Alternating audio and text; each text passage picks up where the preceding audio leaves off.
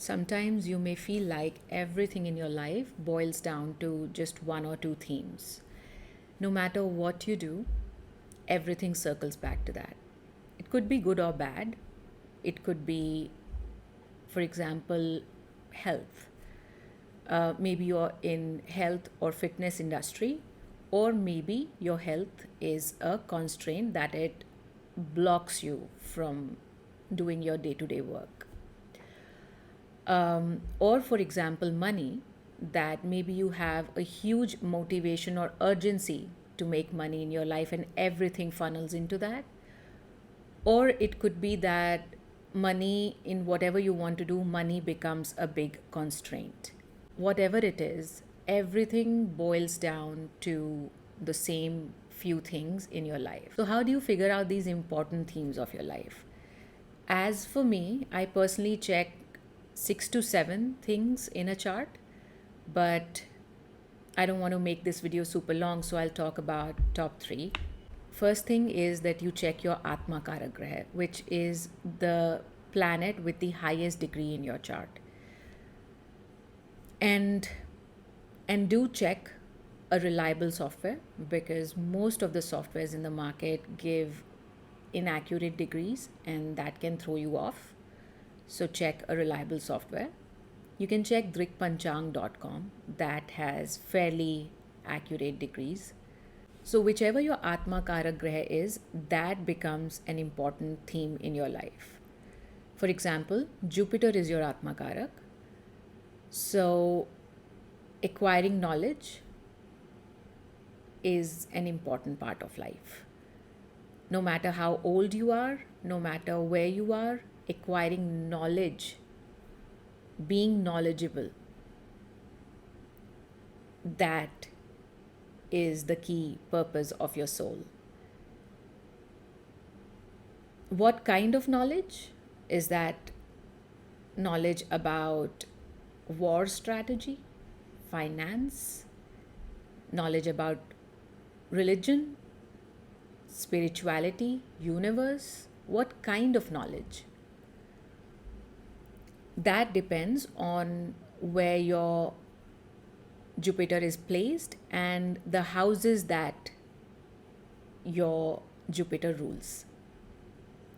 If Moon, for instance, is your Atma Karak, then everything is about emotions. Everything is about emotional work, or everything is about feeling, experiencing. If Sun is your Atma Karak, then self discovery, figuring out who I am, or personal identity, making something of myself, that becomes a central key in your life. Similarly, you can see for different planets. Maybe I will do a separate series on this. But for now, let's move on to the next point of how to see the central theme of your life. The second thing I like to see is if there's a heavy planet concentration in a house, because there's a lot of energy going in there and that takes precedence in your life somehow.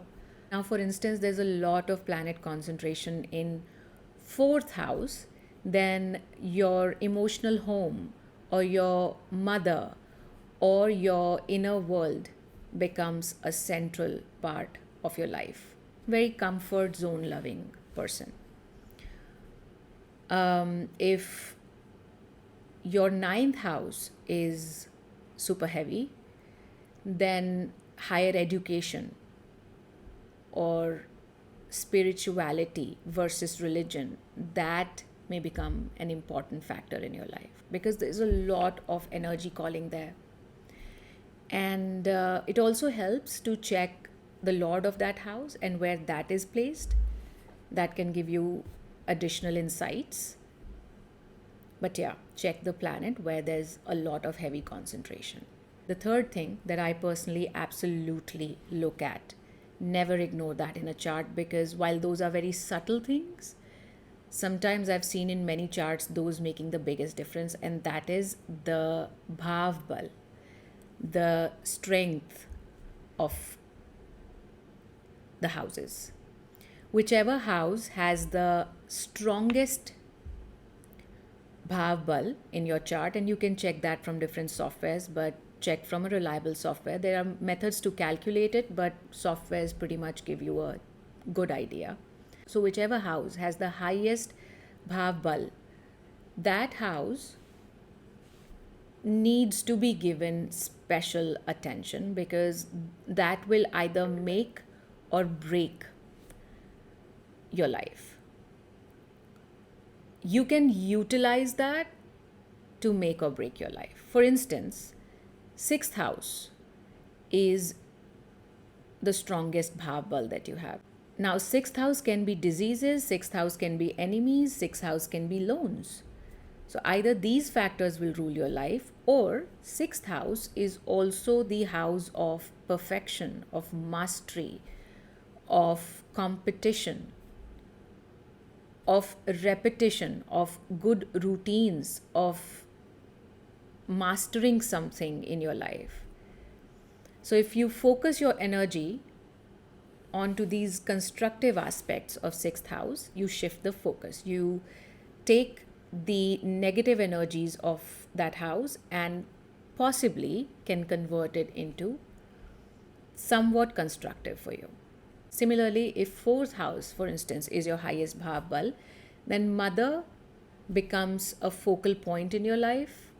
Try to stay connected with her, try to ensure that you have good terms with her, follow her footsteps if you want to. Also do a lot of emotional work. For instance, fifth or ninth are the highest, then learning or education becomes a key theme in your life.